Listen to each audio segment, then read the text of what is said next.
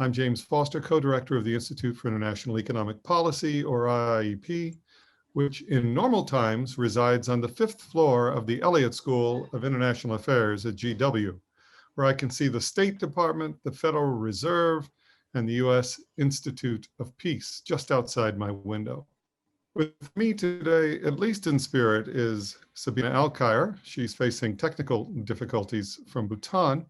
She's the director of Oxford Poverty and Human Development Initiative, or OPHI, in Oxford's Department of International Development. We're both most grateful that you're here for the talk, Horizontal and Intersecting Inequalities in Mozambique, 1997 to 2017, presented by Ricardo Santos of the United Nations University in Helsinki, better known as UNU-WIDER. With discussion provided by Heriberto Tapia of the Human Development Report Office of UNDP.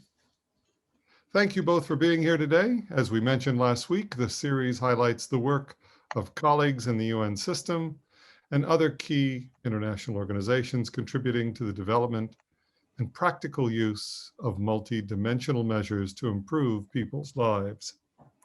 The series is a joint presentation of IIEP, OPHI, and UNDP's Human Development Report Office. In just a moment, I'll introduce today's speakers, but first I'd like to briefly introduce our institute to you and tell you a few things that are going on.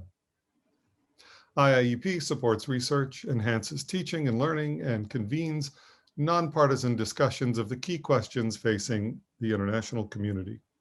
Much of the Institute's work is run by a staff of 50+ students who assist faculty with their research, create a vibrant social media presence, and help run all our events, thus augmenting their unique GW student experience with some serious professional development action.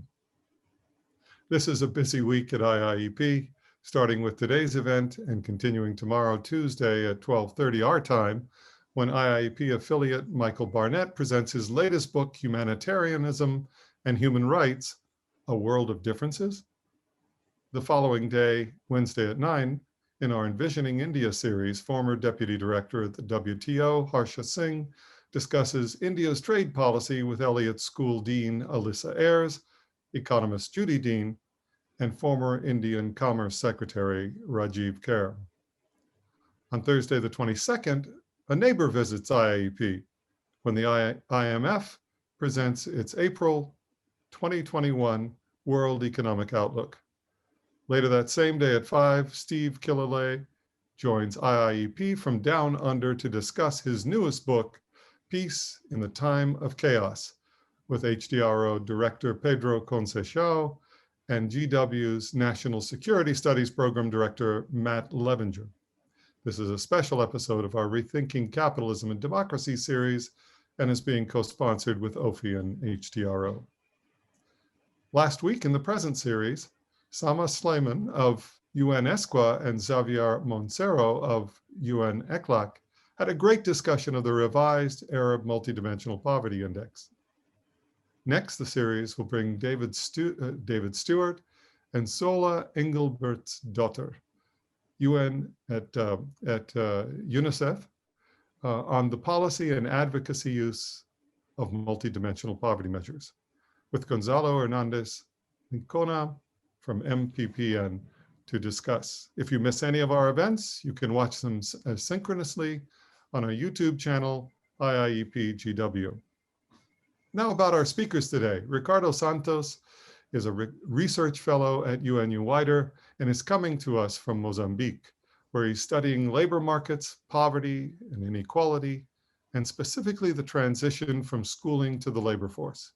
He has experience in Timor-Leste and Angola and is active in a Portuguese NGO. Thank you for being here, Ricardo. The discussant, Heriberto Tapia, joins us from the Human Development Report Office of the UNDP, where he's a senior member of the group who puts together the HDR each year. He spent time at UNDP proper and in ECLAC. Thank you both. Ricardo, the floor is yours. Thank you, James, and thank you to IIEP and OPHI for hosting this presentation.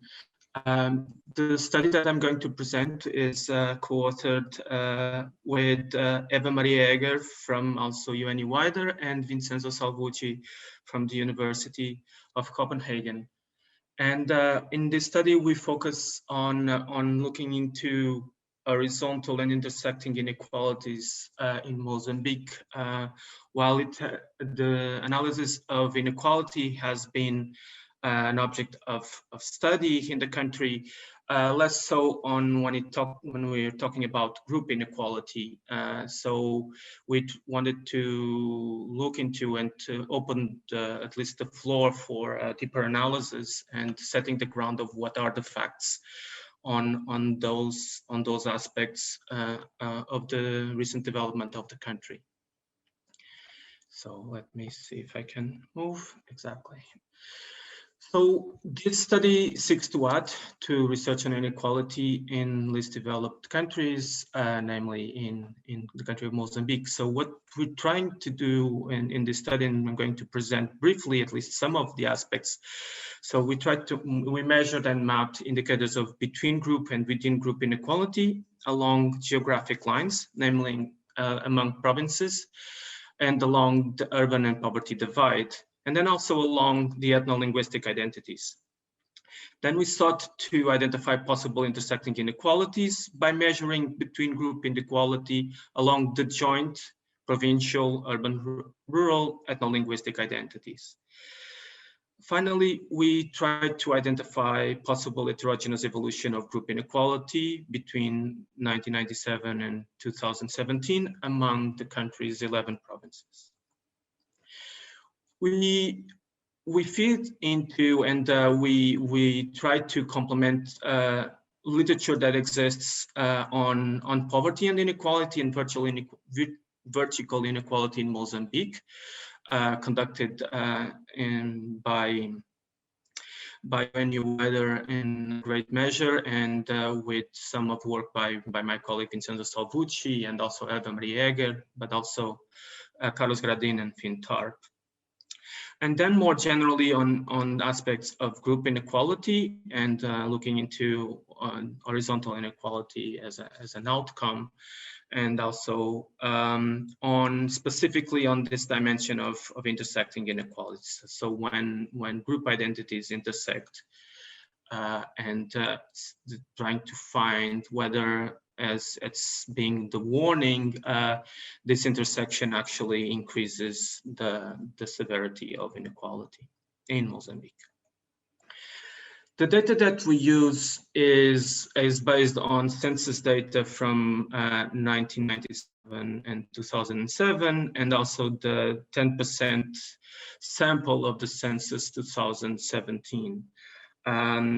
We are lucky to be able to work with this data as within Mozambique, UNU-WIDER and Copenhagen, the University of Copenhagen, are joint partners with the Ministry of Finance in research, including on poverty, on consumption poverty and multidimensional poverty. And in that sense, we have somewhat privileged access to information that allows us also to help and to complement their policy questions and respond their policy questions regarding inequality and group inequality.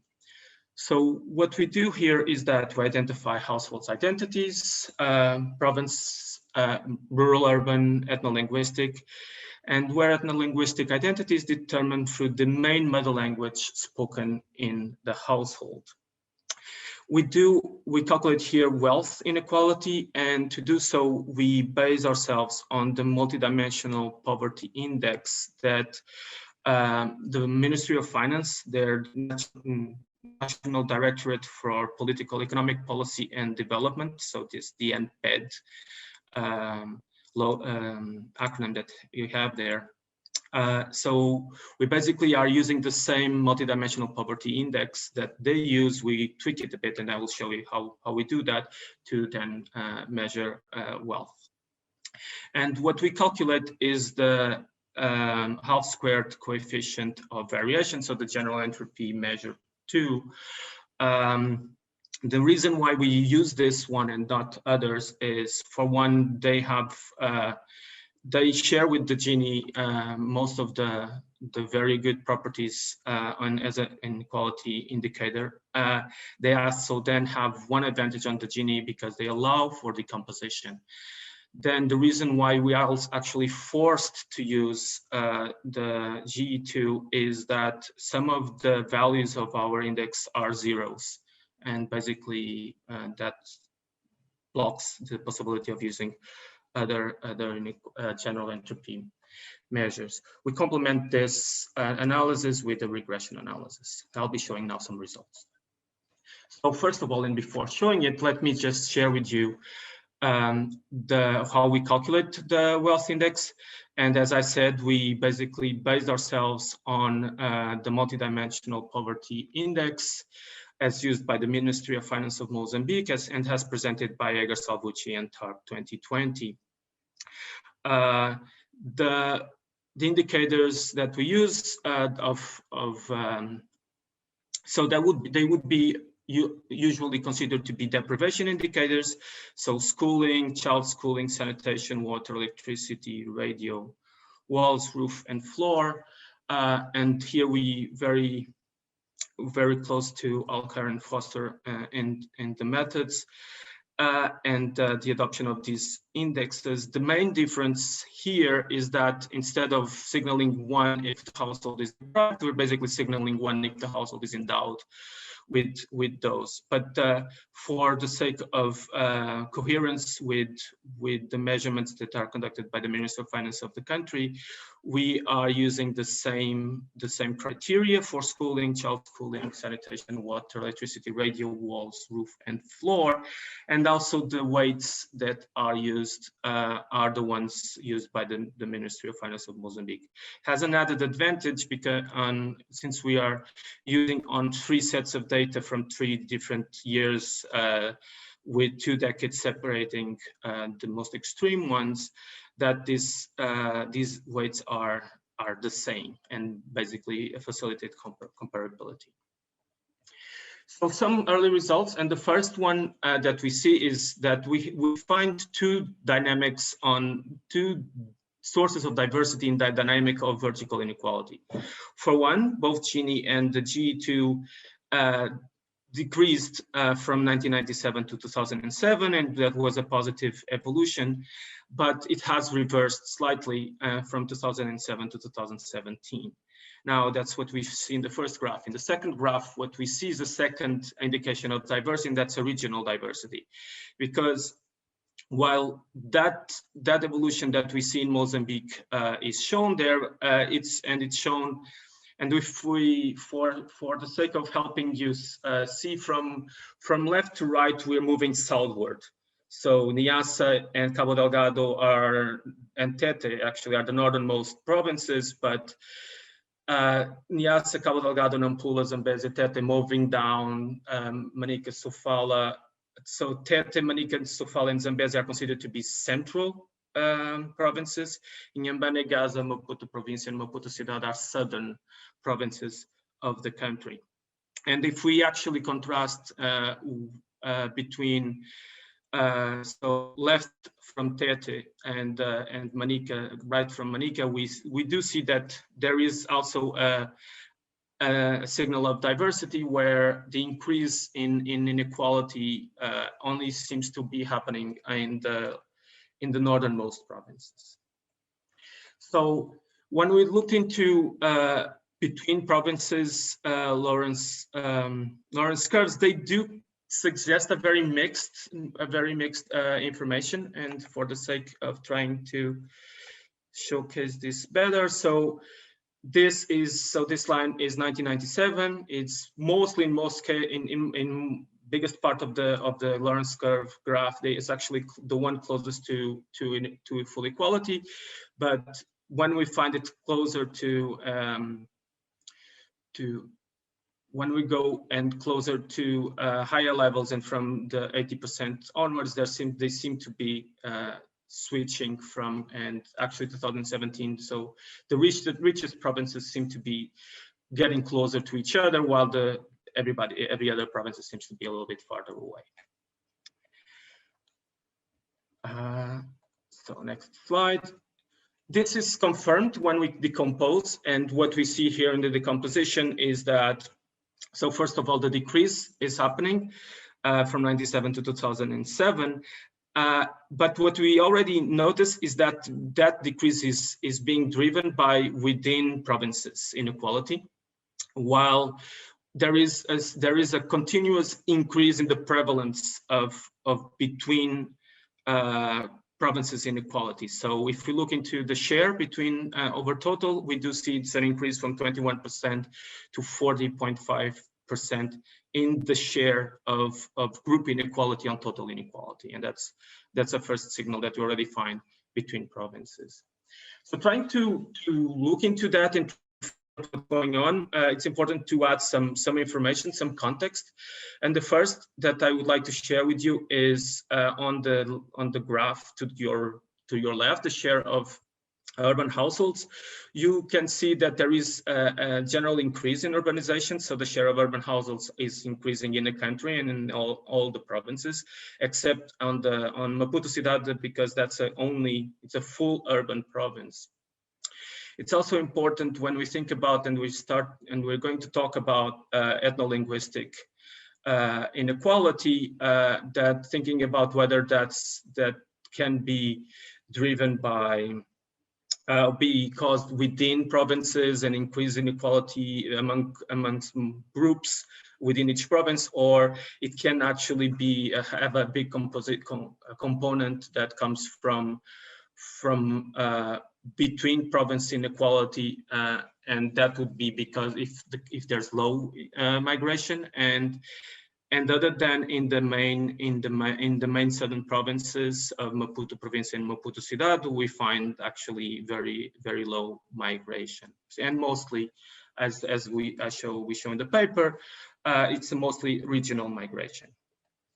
So another fact that I would like to share with you to give a little bit context to the analysis is when we look into the most represented mother language in urban and rural households in each province. And what that shows is actually not only a very stable composition of the most represented mother language in all of the country, actually, where Imakua seems to be the most important mother language in the northern provinces, and then a little bit more diversity in the central provinces, and then Xixangana being the most prevalent in the southern provinces. But there is some movement, and the Portuguese as a mother language is becoming more prevalent in urban households, especially in many of the provinces, actually, in almost half of them. So now that we have those facts, it's important, one in group inequality that comes and we want to talk about is urban-rural inequality, or the urban-rural divide. And what we find is that overall, the urban-rural divide is increasing. So between group inequality is actually increasing in the country, throughout all the country, except in the two most urban provinces in the country, Maputo province and Maputo Cidade. The ethno-linguistic inequality actually almost replicates what we find in the urban-rural divide. I think the province that doesn't seem to follow, where that doesn't seem to be so much the case, is Sofala, but in the other cases, there seems to be very strong resemblance in between the two graphs that I just showed, and ethno-linguistic inequality seems to almost replicate what happened in ethno-linguistic inequality seems to almost replicate what was happening with the urban-rural divide, so increasing in most of the provinces.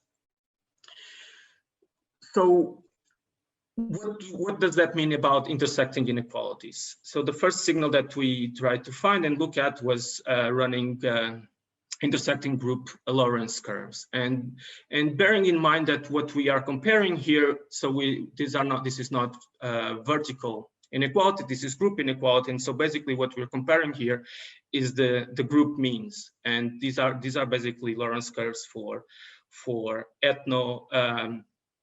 intersecting groups, those group means. And here what we're talking about is each group identifies a province, whether they are urban or rural, and the ethno-linguistic identity, so the dominant mother language within that particular group. So here the suggestion again is that there is here seems to be clearer than what we saw before between provinces inequality in the Lorenz curve. Here it seems to be clear an increase in inequality from 97 to, so first a decrease from 97 to 2007, and then an increase from 2007 to 2017, and and that's happening in most of the country, but only around the richest groups. That's not the case. There seems to be actually amongst them a decrease in wealth inequality as we measure it. What we tried to look in when we tried to investigate that, we ran intersecting identity group means wealth growth incidence curves. So for the sake of making this quicker, let's just call it growth incidence curves. And what we see is first the evolution from 97 to 2007, and then how it changed 2007 to 2017. And while the first graph is a very clear positive case of reducing, that shows a signal of reducing inequalities, the second is showing basically a situation where the middle groups seem to be moving ahead and potentially getting closer to the wealthier groups, while leaving behind poorer groups. And this is confirmed by the indication of the prevalence of between group inequalities. So when we consider intersecting groups, all those effects that we saw of urban-rural divide and linguistic inequality, they seem to compound in a very, very clear image.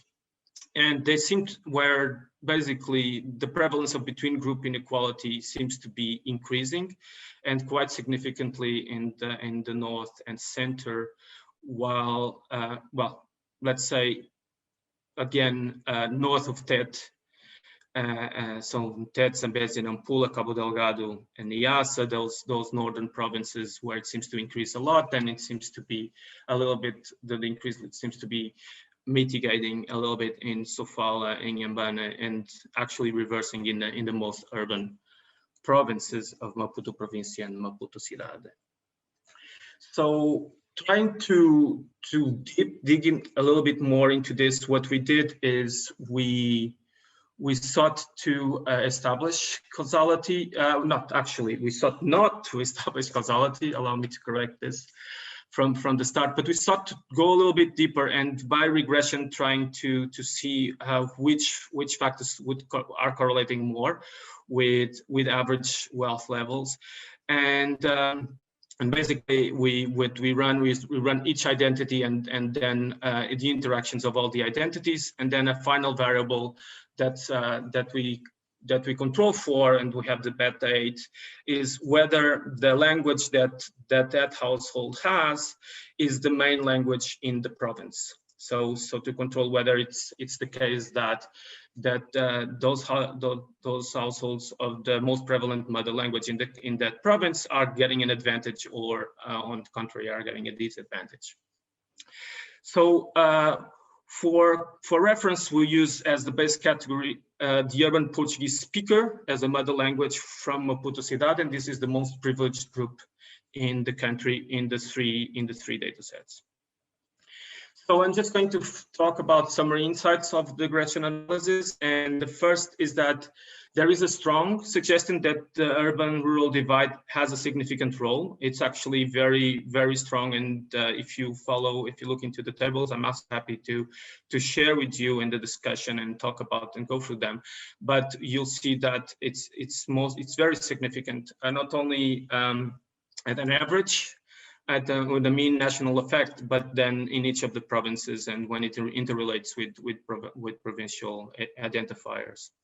However, it's not possible to dispel the possibility that other factors correlated with ethno-linguistic identities can also be linked with an apparent disadvantage. And what we find is that the more representative languages in each province, they seem to be in a disadvantage that tends to be corrected slightly, but not very, very strongly throughout the period. What we see is that disadvantage towards the Portuguese and also in some cases towards Xixangana. That's to the exception of the southern provinces where Xixangana is the most representative linguistic group, there we actually don't find that as strong a case. So some first insights. While there is a general improvement in the average household wealth indicators and also an inequality between 1997 and 2007, we found an erosion between 2007 and 2017. Also, while this is manifest throughout the country in general, the evidence is that the southern provinces are probably experiencing a more equitative development. So what is the key driver of the increase in group inequality? There's a strong signal that the urban-rural decoupling added to low internal migration has a strong correlation with what is happening. However, we weren't able to disconnect other factors, and actually there is, as I said, some instances where there's an apparent worsening of the average condition of ethno-linguistic groups vis-a-vis Portuguese speakers.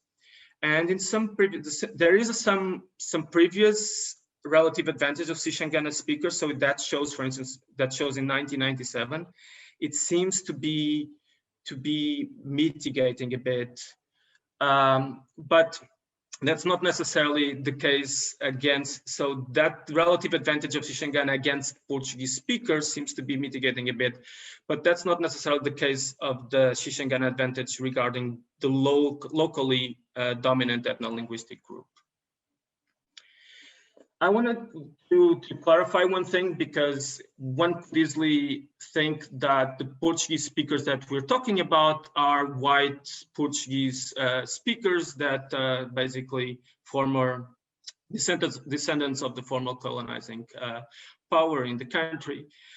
And we looked into that to check whether that was the case and found strong evidence that that's not the case. In fact, if anything, we suspect that these Portuguese speakers are more likely to be an affluent middle class that's forming and consolidating in the country, and not the remnants of the former colonizers. So some final preliminary reflections. There are insights. These are insights from correlates. I think that's one very important point to stress. And again, to stress, there's no causal inference that can be made from our analysis. We wanted to try to scope the field and trying to understand what was happening to group inequalities in the country. The next steps would have to be actually trying to find and explain it more.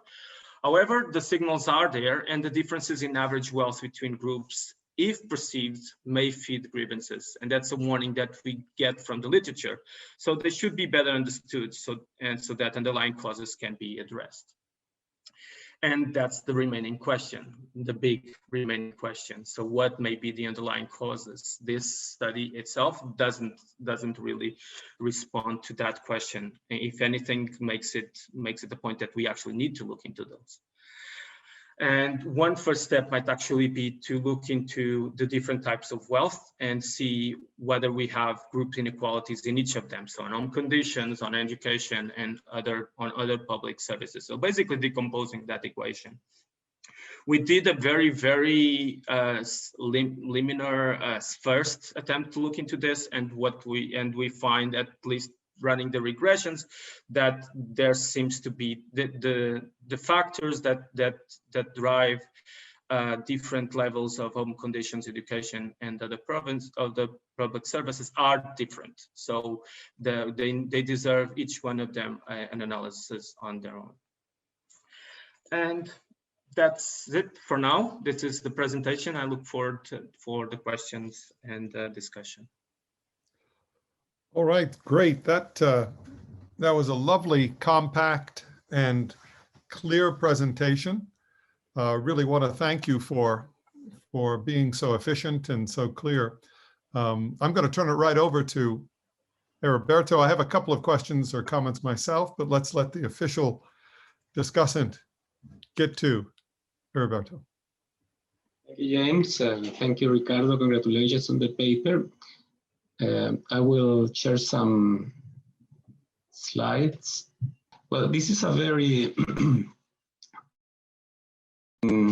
paper, very illuminating about the situation of Mozambique, which is the case of a country where there is progress with increasing inequalities. In most of the countries, when we analyze the evolution of MPI, typically there is convergence in the conditions of the MPIs, and this is, for instance, what we saw in the paper presented by Maria Emma Santos a few weeks ago. But here we have a story of divergence, which is, I think, very, very interesting to look at, and this exploration is very insightful. I first will take a look at the overall situation of Mozambique. I think it's good to see the context. The paper does a very good job, so I'm complementing this part that is in the introductory section. So Mozambique is a very poor country. So using our data, Human Development Index is ranking 181 among 189 countries. And you can see that, for instance, now the life expectancy at birth is only 60 years old. The mean years of schooling of the adult population only 3.5 years. And the level of GNI per capita is very low. So there has been progress, and I think that's also part of the story over the last year. So in spite that the level of development is still very modest, but there has been significant progress. So now the idea is to see how this progress has been distributed over time. It's been a process of relatively continuous growth over the last 3 decades. Here you have all the components of the Human Development Index, and you see the upward trend, which has been significant. Now, the question is what has happened in the distribution of this progress. And here there are many indications that inequalities are growing, and these are presented in the paper.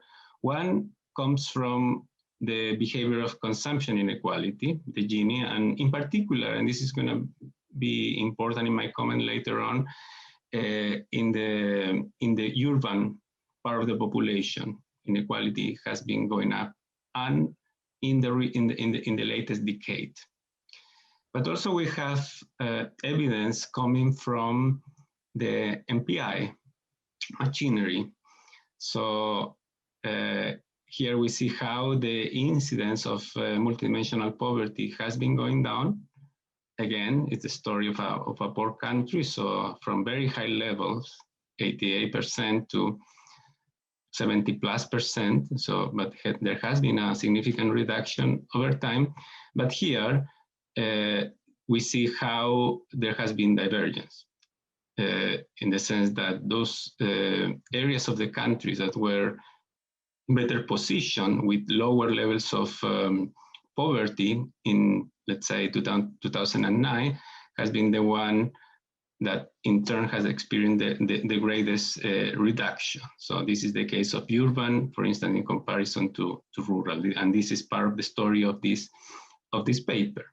So we have progress, we have divergence, and the innovation of the paper is that uses census data to explore what is behind, and but as a first step, it confirms that over the last decade, there has been a process of divergence after some reduction in inequality.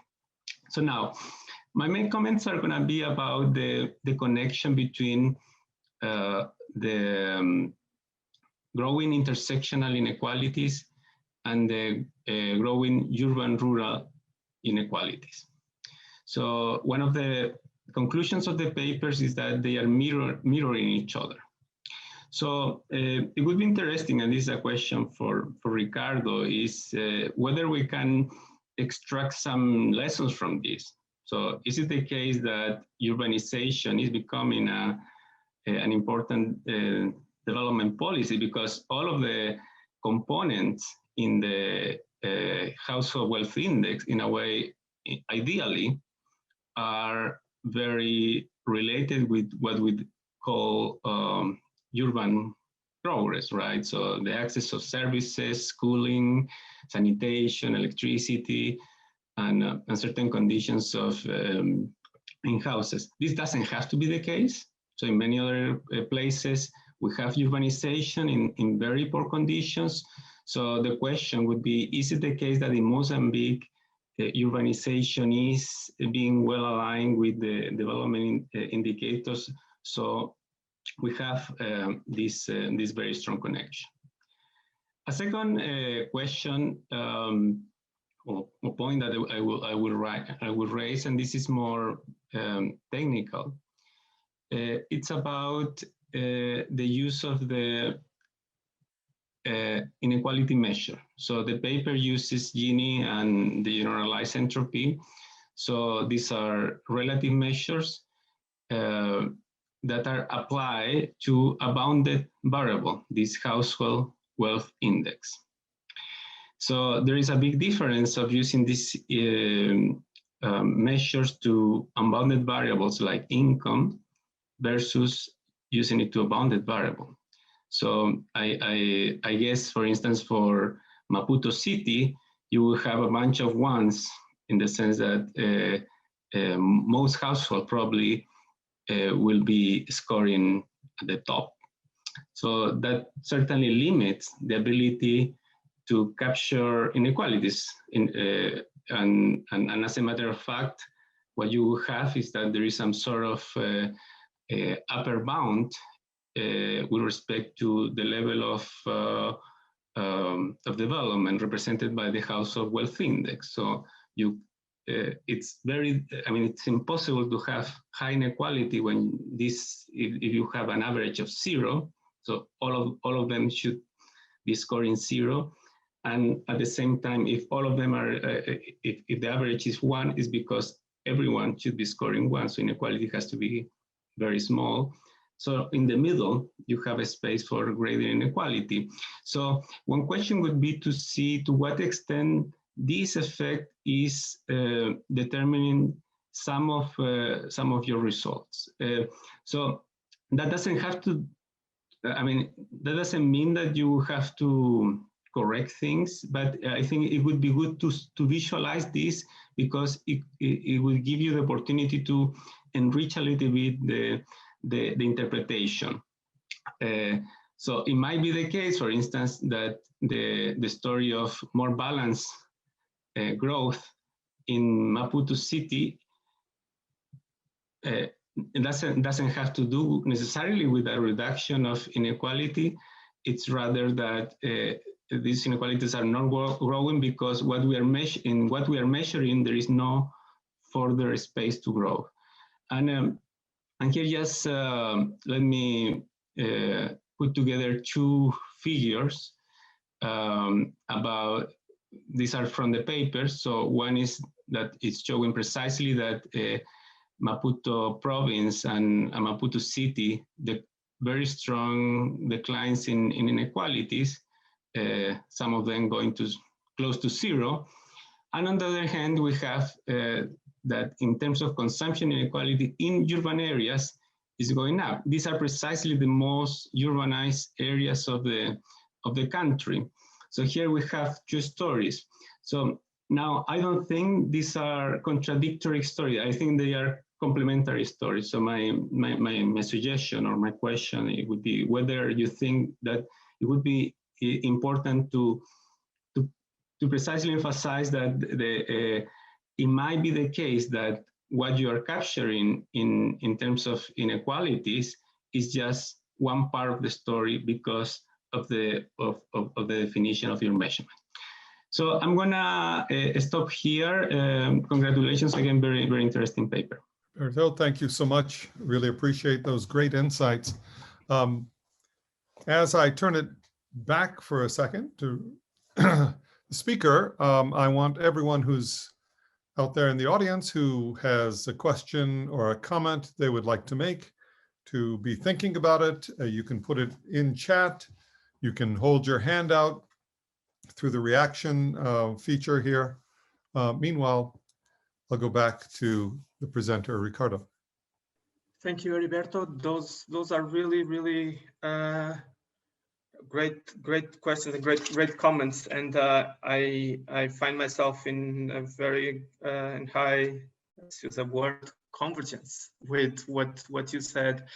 And it's clear for me that that one possible puzzle, but as you say, is more an issue of complementary stories, is that we find increasing consumption inequality in urban areas, while asset inequality measured as we are measuring it seems to be actually decreasing in the most urban areas, and that's definitely due to the characteristics of the indicator that we use to measure wealth. And of that characteristic, it's bounded in both hands. So it's zero if no family, actually no household is endowed with those characteristics. It's one if all the households of that particular group or within that particular area or in the older country were to have all the assets as measured like that. I'm going to add to this conversation because this actually might increase some questions, but I think it's a good thing to do. If I'm allowed to share a screen, I would like to just to share with you, because we are also a very expert public for this. I'll try to share with you the. Here we go. So here are the wealth indicators and what we mean by not being deprived. And here we do follow Alkire 2019, and if we see what we consider to be endowed, the reference is very strongly to urban households, at least to again also to what we'd call a minimum. A minimum condition for having in terms of sanitation, drinking water, for instance. So we could, for instance, we basically consider that if a household has as a protected well, or even a access to a protected spring or rainwater is endowed of drinking water. And of course, that probably is much easier in certain settings, and the urban settings would have an advantage. And in that sense, I think it fits into what you said, Heriberto, about urbanization as a development policy. As these indicators of multidimensional poverty, and now we look into that, and on the other, from the other side of wealth, they do signal some privilege, some privilege of an urbanized household. I think it's a strong representation of where the country is in terms of its own development path. And in that sense, I think this fits to a more general discussion where this index in time will start to fail as it is right now. So on how we measure wealth and also how we weight each of the components. As is, it's in tune to what is the political priorities of the country and of the government of Mozambique, as it sets for itself what are the criteria for multidimensional poverty. And because of this, it actually feeds into the puzzle that you mentioned, and this seemingly unexpected result of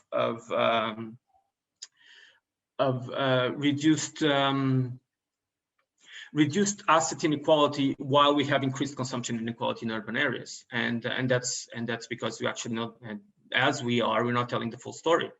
And as we are, if we want actually to look fully into group inequality in the country, we also have to run this exercise with consumption, definitely, and probably find a different story that complements this one. In general, thank you, and great, thank you so much for your commentary again on the commentary, Ricardo. Now, I had one question myself, since it's the big gorilla hanging over the picture, in a sense that it's the obvious question. The context of Mozambique is, of course, something that the main reason we're looking at horizontal inequalities, it seems to me, is the question of conflict, the question of potential conflict, since horizontal inequalities are closely linked to that issue. So I wanted to, if you could just tell us a little bit about the context in Mozambique, just a small amount, that would be really great. And because when I first came into, in fact, my own work on inequality was created and also in poverty in the context of Malaysia and its issues with regional and ethnic diversities. And one of the purposes of several of the studies, and in fact the property of the poverty measures being decomposable, was to address that issue precisely. So I wish you could have just a little discussion of that. You don't have to say much, but just for those of us who are not in Mozambique, who don't know the north-south, divergence and so on. Secondly, I wanted you to address the idea of using results from a paper with Tony Shorrocks and me. It has to do with transfer-sensitive inequality measures, and I know we can't use many of the transfer-sensitive inequality measures in the context because of the zeros that rules out the generalized entry part of them. But on the other hand, we did develop a criterion for comparing across Lorenz curves, where the majority of the change is at the lower end and a little bit at the upper end. And it appears to me, though I'm not entirely sure, that you have an unambiguous dominance according to this third order stochastic dominance, if you will, based approach among many of the cases you pointed out. So if you've looked at that, or if you have a sense of it, it would be interesting. Otherwise, if you haven't, that's fine. It's a paper in review of economic studies. And then the discussion about, what are we measuring here, and Heriberto discussion of, there's some sort of top coding, in essence, not top coding, but you're reaching the top of what's possible in the main cities. I mean, that is entirely analogous to really other discussions of self-reported health, for instance, in my paper in Journal of Health Economics, which was an answer to Angus Deaton's use of 1 through 5 as his variable for self-reported health, and using the variance to measure inequality. And what was happening in his paper that he didn't know, but which was indeed the case, is that in general, people were getting better. There were first order dominant changes, but it was happening obviously in an inequality way at first. And then toward the end, you saw the tail get more equal. And it's sort of like a Kuznets curve idea, but it is due to the fact that self-reported health had a top and a bottom, and it was between two fixed amounts. So it appears to me that that might be an explanation indeed of what's going on, and I would agree that that may be it. And so on your response to me, you can go ahead and say what you'd like to say. Thank you, and thank you for the questions. So let me start with the context of Mozambique and try to be brief. So the country became independent in 1975, and there was an important group in the north of Mozambique that led the political movement that led to the independence and the fight for independence, and that was partly in the north. If anyone is following the news, probably they've heard something about Cabo Delgado, and one of there's a representative group from Cabo Delgado that's part of that, and then most of them are from the south, from the Xangana speakers group. The country then experienced a continuous civil war up to the late 80s, and that war was mostly fought on the central regions. So when we talk about the provinces of Manica, Sofala, mostly Manica, Sofala, and Zambezia a bit, also in Nampula. And that also hurt the process of development, as there were tensions over there, and also in a way broke some of the linkages, the economic linkages between the several provinces. Then the issues of identity, they've been present, and for instance, there is a sense of more northern identification with one of the major opposition party, and in the center where that political party was militarized, also had much of the support, and again and some of the narratives were on a narrative against the Xangana group, and also a little bit a part of the one ethno-linguistic group in the north, the Makonde, that we actually are not fully able to pick up in this analysis, unfortunately. But in that sense, that's also a little bit the point why we raised the awareness that if these group inequalities show and they become visible, then there is a risk. And when we talk about the issue about inequality in consumption and inequality in assets, is that inequality in assets actually signal it more. Because when we talk about this type of general conditions in houses or access to schooling, and that we are picking up, those are more visible amongst groups than necessarily the ones that are picked up in consumption, especially when we're talking about sometimes even discussions about elites within each of these spaces, right? That are sometimes the ones that feed the identitarian narratives if they happen. So that's a little bit on the context. On transfer inequality, sensitive inequality measures and ambiguous dominance, I will definitely look into that. We didn't. What we tried to was to complement the information, and while we ran the Lorenz curves, we then immediately tried to synthesize and see what was happening and whether there is some agreement.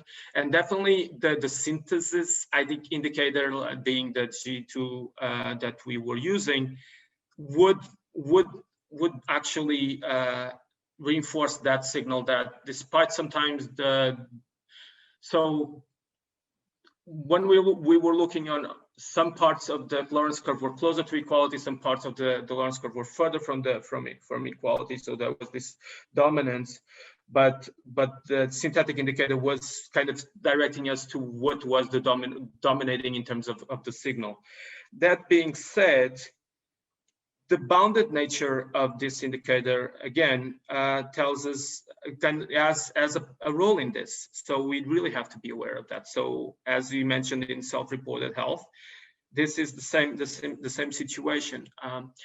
We have to probably bear in mind that these indicators are created with the benchmark, and the benchmark is probably the group that, and in this case, it's not actually the group that's living the better, but it's actually a standard that is considered by the Mozambican state as a standard that they want to reach for for the population, and that standard once met, or those households closer to that standard, of course inequality then starts to be by construction and not by fact lower, because basically there's a group of people that are better than that are basically matched with so someone that has piped water and running water in the house is basically at the same with the same signal as someone that has to go to a well. So that's something that we have there. That's a consequence of the indicator that we have. Again, it's showing what are the political priorities, but they do have limits that we would have to figure out and probably contrast with the more demanding or more what would happen if we were to be a little bit more ambitious with the wealth index, or using the consumption, because the consumption actually picks up that quite neatly amongst the richer, relatively richer groups. So those would be my responses. And thank you so much for the literature that you recommended. I would definitely look into.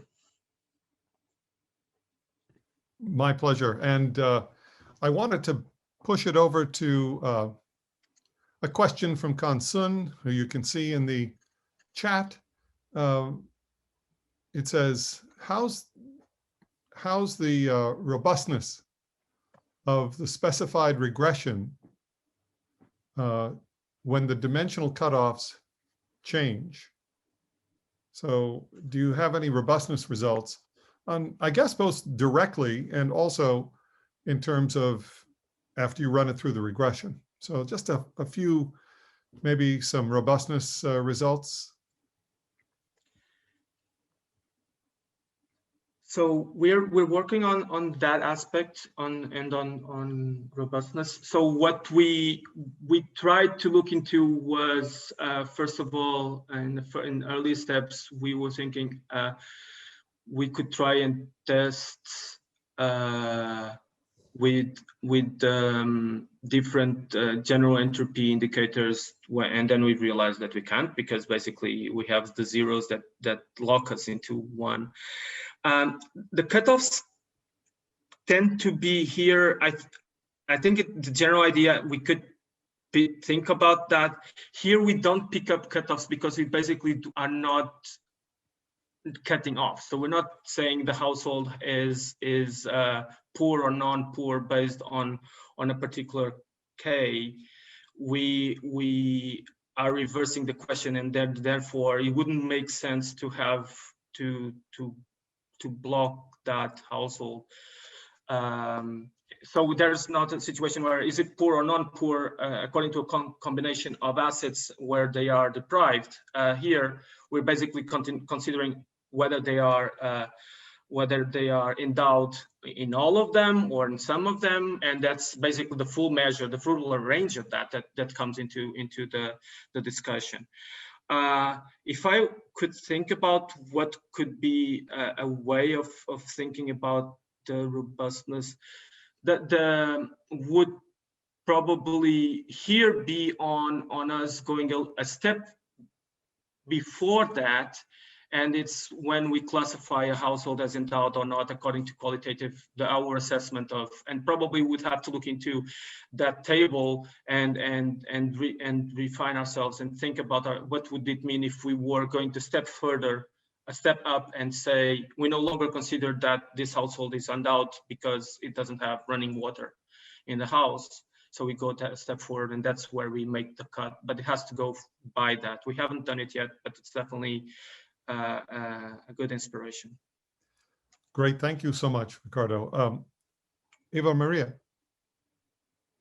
Yes, thank you very much. So I'm Eva Maria, one of the co-authors. Thanks so much, Ricardo, for the presentation, and Heriberto and James for the insightful comments.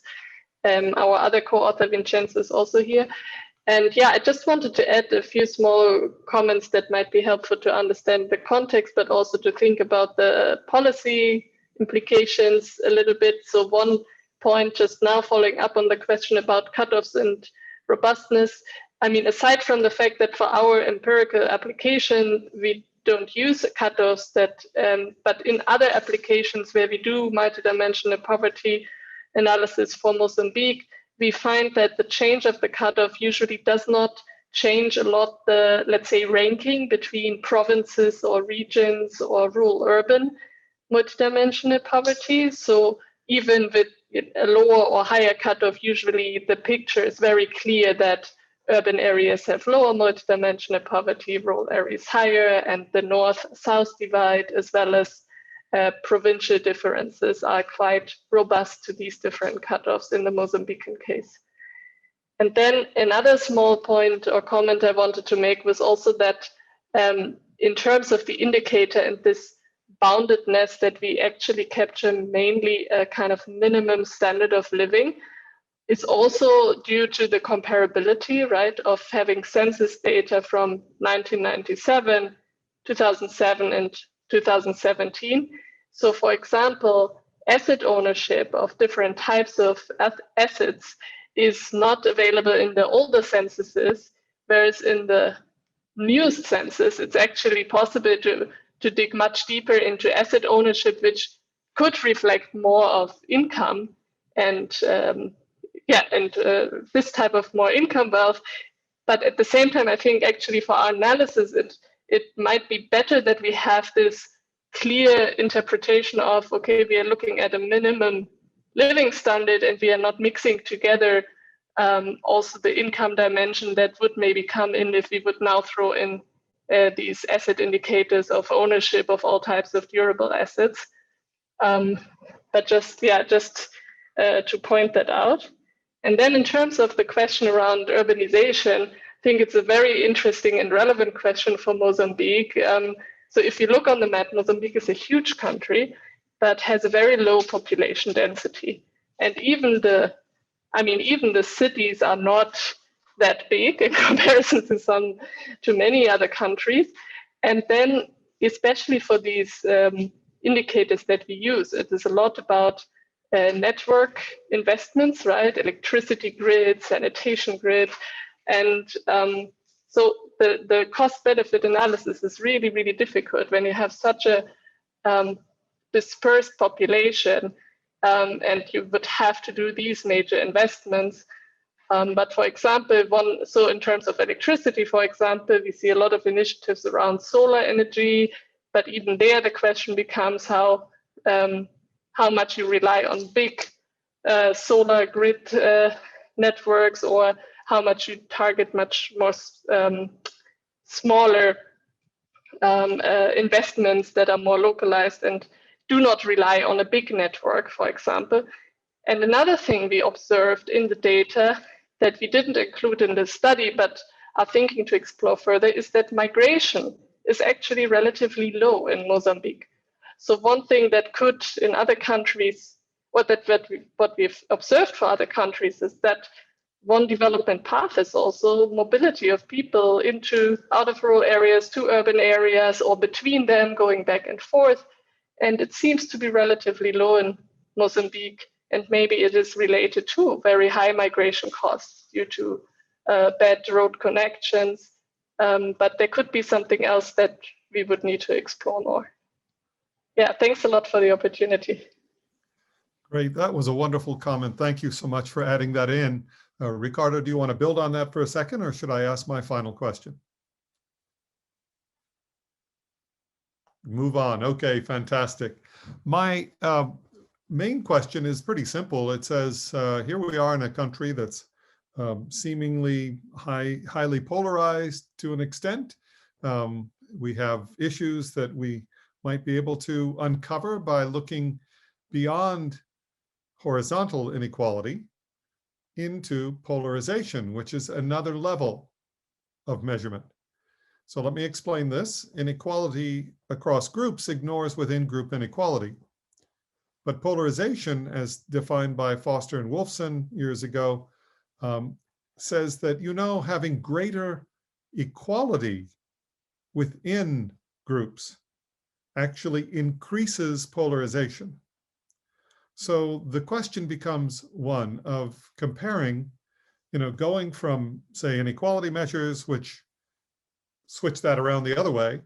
It says more equality within the various groups you're interested in decrease more equality within groups decreases overall inequality. Then to horizontal, which ignores it. And then finally, to polarization, which actually says more equality enhances polarization. So a question I might ask is, do you have any insights on the ensuing polarization in Mozambique? I would think that might be the natural next step, to just have a quick check using either measures that we've developed, or maybe Debraj Ray, my old classmate from Cornell, or others. So your response?